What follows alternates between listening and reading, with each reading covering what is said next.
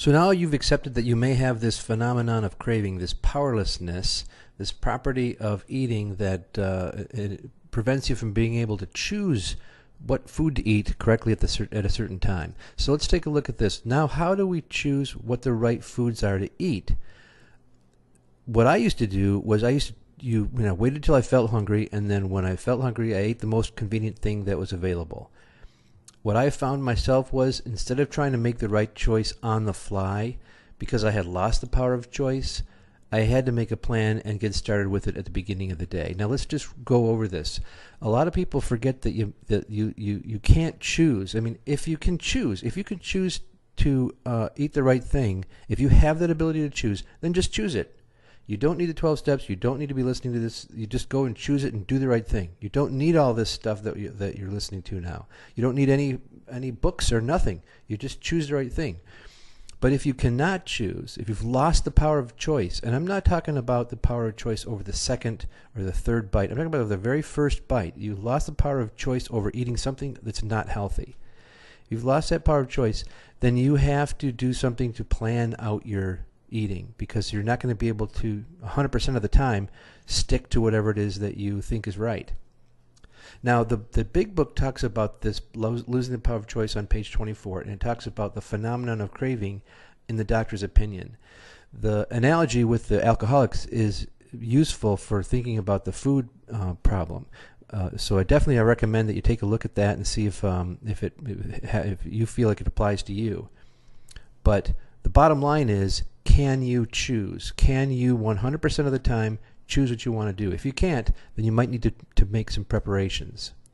Now, the big book says, in the doctor's opinion, for alcoholics, the only relief we have to suggest is entire abstinence, meaning no alcohol at all.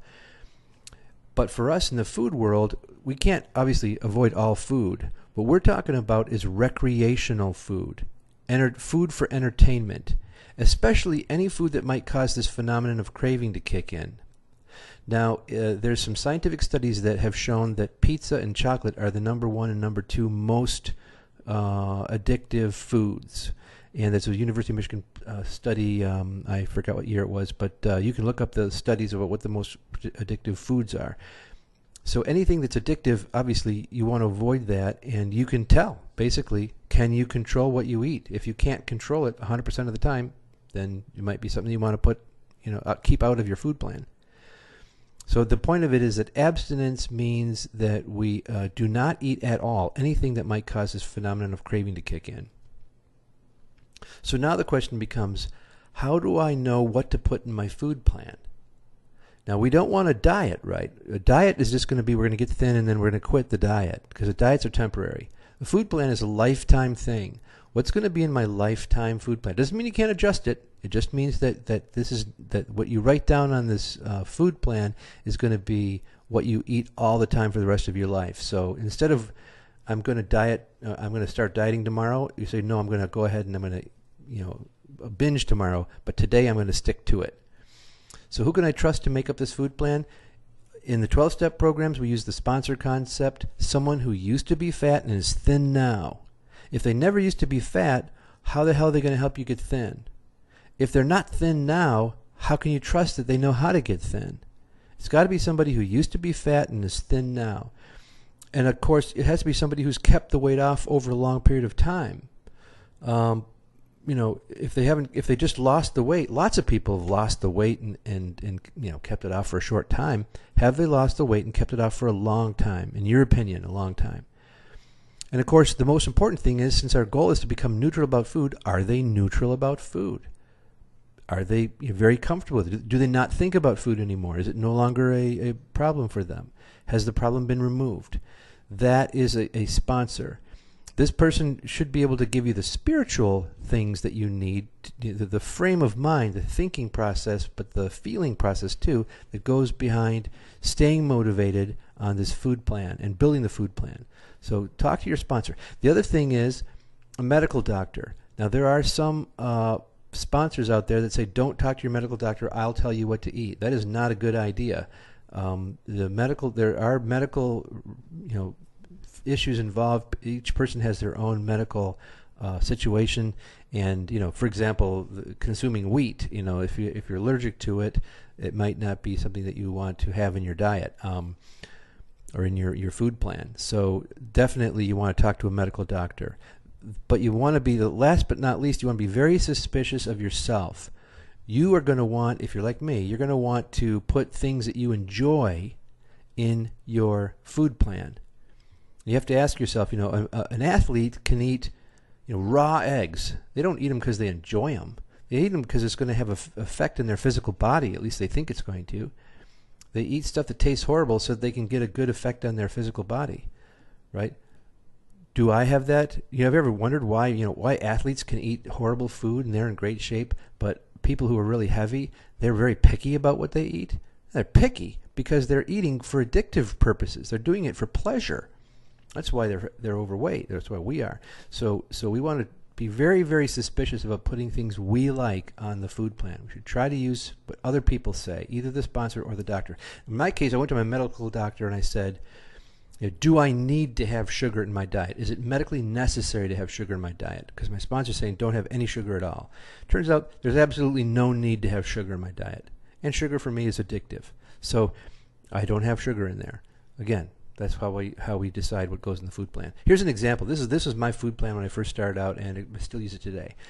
So basically I have 8 ounces of yogurt, 1 ounce of steel-cut oats, and 1 fruit. And it's got to be a small fruit, like a 6-ounce fruit. So if I have berries or something, I just put 6 ounces in there.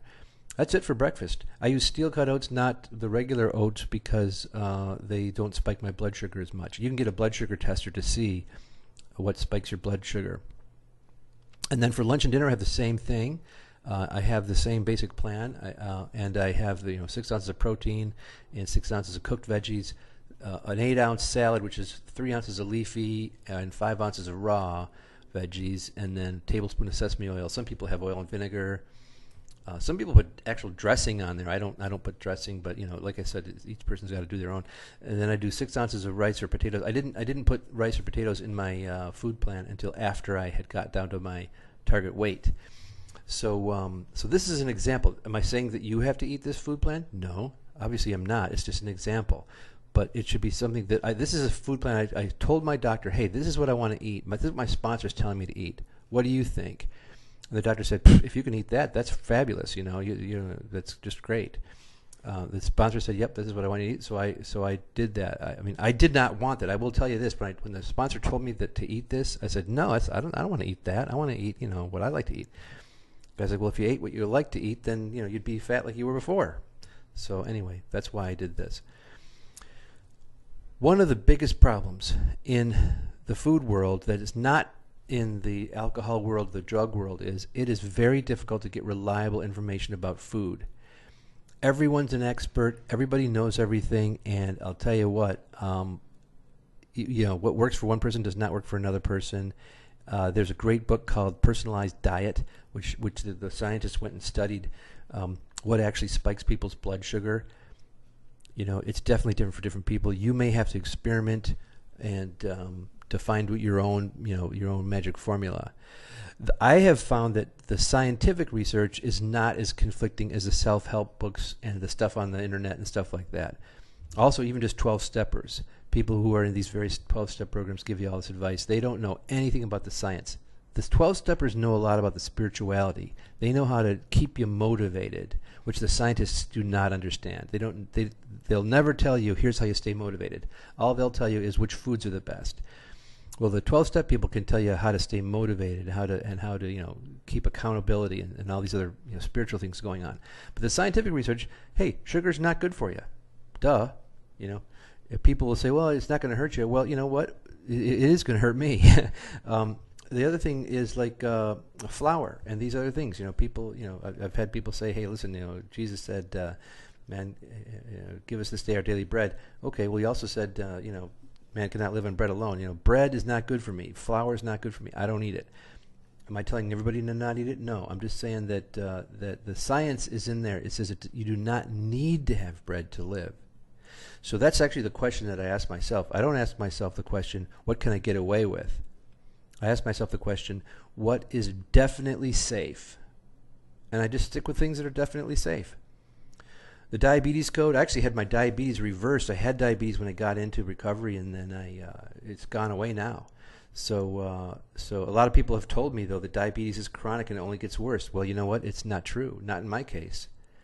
So definitely, I suggest you take a look at the scientific facts and avoid scientific facts that are one size fits all. If you test a whole bunch of people, but if they all have different things going on in their bodies, they may not get conclusive results. But you could test yourself scientifically. Just get a blood tester, eat some food, and test it and see what happens to your blood. If it spikes, avoid it. So I don't know about you guys, but for me, my beliefs about food changed over time. I expect them to continue to change, and so I'm suspicious of my beliefs. I'm open to listen to what other people say, but I will always test my own, whatever they say on my own body. Just because it works, even if it worked for everybody, how do I know it's going to really work for me? I will talk to my sponsor, talk to my doctor, and then I'll test it with my own scientific blood tester that you get in the local pharmacy, and then see what's the best. But I've found that just sticking to that plain food plan is the safest one. And the other thing too is the goal is not necessarily what food you eat. The goal is this neutrality with respect to food.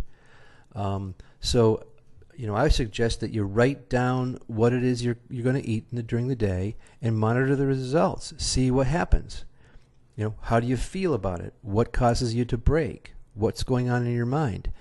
This is going to help you to develop this state of mind where you're no longer secret or sneaking food or hiding food. It's where you're getting straight about it, getting very honest and indifferent about it. Just being factual about it. If somebody wanted to say, hey, listen, write down what water you drink, yeah, you write down the water because you're not addicted to water. But when it comes to food, because we're addicted to it, it's going to be difficult to be honest with yourself. You're going to be resisting that. Another thing is a lot of people will be pushing food on you. Try this, try that, try the other thing. What I do is I put everything in boxes, in little Tupperware boxes at the beginning of the day, and I eat that. This is to avoid the decision, right? We want to avoid the decisions during the day. We don't want on-the-fly decision making. We want to decide early in the day when our willpower is high, make sensible choices, plan it out, and then do what the plan says. If we don't do what the plan says, we need to write down what it is that happened and why we didn't do it that way. So this is really important for the food recovery. That's probably not so important for some other types of 12-step recovery, because we have to, as they say, face the beast, the addictive mind, every day, 3 times a day. Although you might do it more than 3 times a day or less than 3 times a day, depending on your sponsor and your doctor. But we have to do that, whereas other people don't. But if we make this plan and we evaluate how we're performing against that plan, we can improve our thinking about food and our actions about food, and hopefully achieve this state of neutrality.